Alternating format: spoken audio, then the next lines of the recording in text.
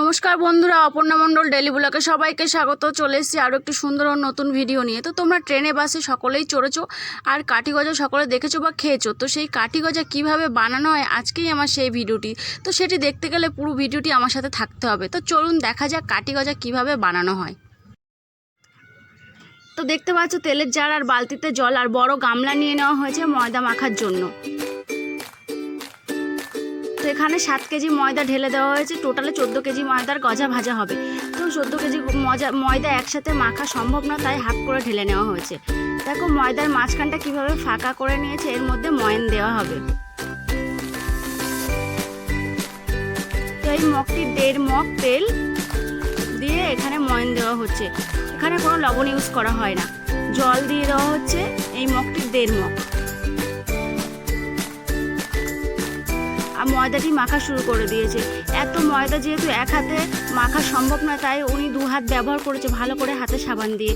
তো দেখতে পাচ্ছ গজার ময়দা মাখতে কত কষ্ট আর কতটা গায়ের শক্তি লাগে। বন্ধুরা দেখতে থাকো ময়দা মাখা।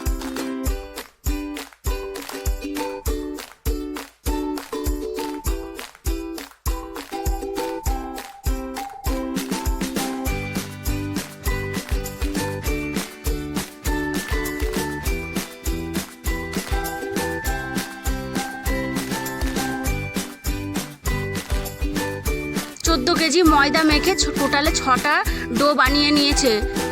আর একটা ভিজে পরিষ্কার গামছা ভালো করে চিপড়িয়ে ময়দাটার উপরে ঢেকে দিয়েছে, কারণ ময়দাটা হাওয়া লাগলে শুকিয়ে যাবে তার কারণে।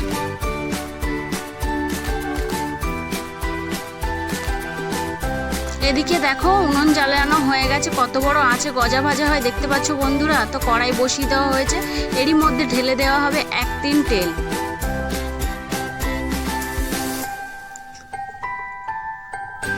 তো দেখো উনুনটি কত সুন্দরভাবে জ্বলতে শুরু করেছে। তেলটি গরম হতে থাক। অন্যদিকে ময়দা দেখো বেলে কাটা শুরু করে দিয়েছে।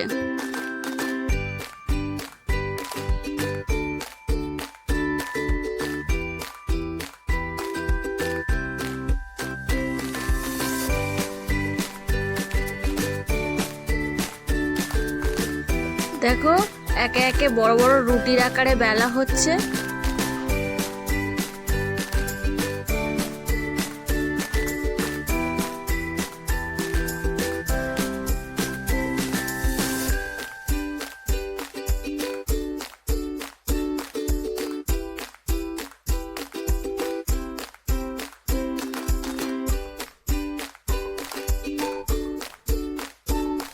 দেখো একে একে রুটিগুলি গজার আকারে কেটে নিচ্ছে কত সুন্দর করে।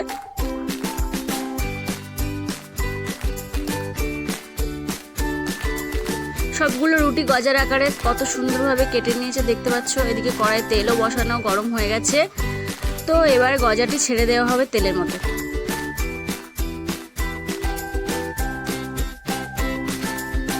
এভাবে তেলের উপরে একটা ছান্তি রেখেই গজাটি ছাড়া হবে, কারণ তলায় চিপকে যাবে না হলে। আর এইভাবে ঝাঁকিয়ে ঝাঁকিয়ে গজাটিকে ভাজা হবে, না হলে দলা পেকে যাবে, তেলের মধ্যে খিলবে না।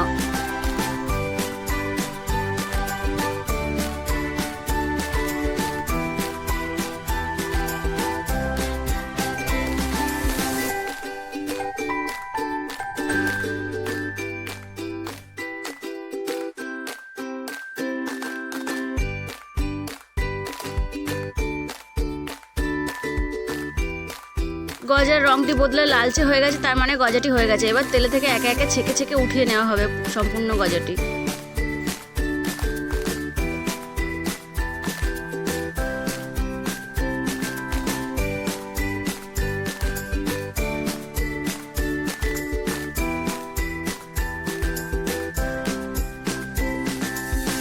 তো সম্পূর্ণ গজাটি ভাজা হয়ে গেছে দেখতে পাচ্ছ বন্ধুরা।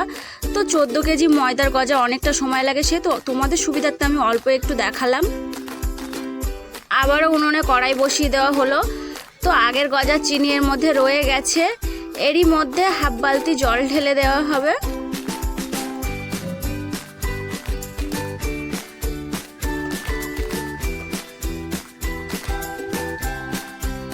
আর ফ্রেশ চিনি ঢেলে দেওয়া হবে দেখতেই পাচ্ছ 14 কেজি। তো 14 কেজি ময়দায় 14 কেজি চিনি লাগবে। আর 28 কেজি পুরো মালটি হবে।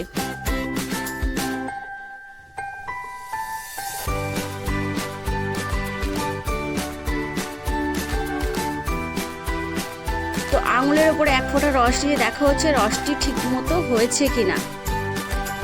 তো রসটি হয়নি, আবারও ফুটতে থাকা শুরু করলো। আবারও একবার দেখে নিচ্ছে রসটি হয়েছে কিনা। এবারে রসটি হয়ে গেছে, রসটি নামিয়ে নেবে।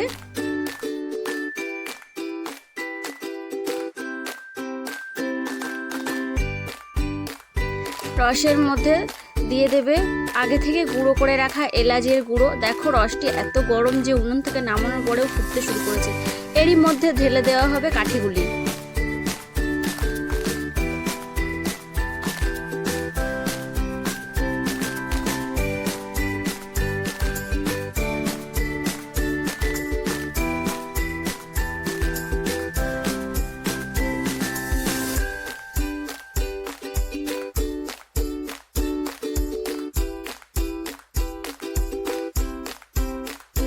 এইভাবে রসের মধ্যে কাঠিগুলি ডুবিয়ে মাখিয়ে চিনি মাখানো হবে। তো দেখতে থাকো তোমরা।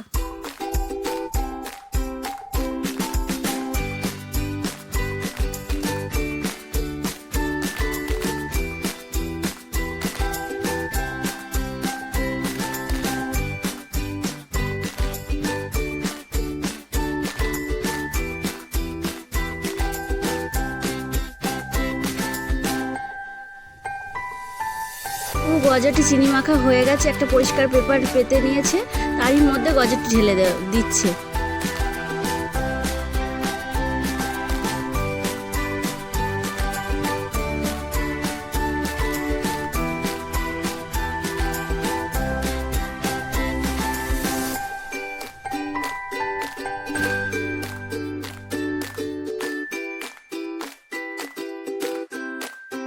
এইভাবে খিলিয়ে খিলিয়ে রসটা একটু শুকনো হওয়ার জন্য বিছিয়ে দিচ্ছে।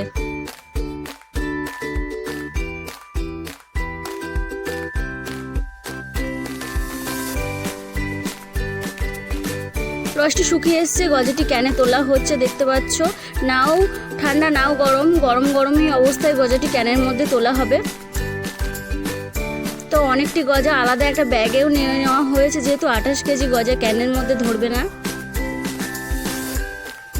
তো দেখতে পাচ্ছ এইভাবে ক্যানের মুখটা বেঁধে গজাগুলি চলে যাবে ট্রেনে বিক্রি হতে। তো এই পর্যন্ত ছিল আমার গজার ভিডিও। কেমন লাগলো বন্ধুরা?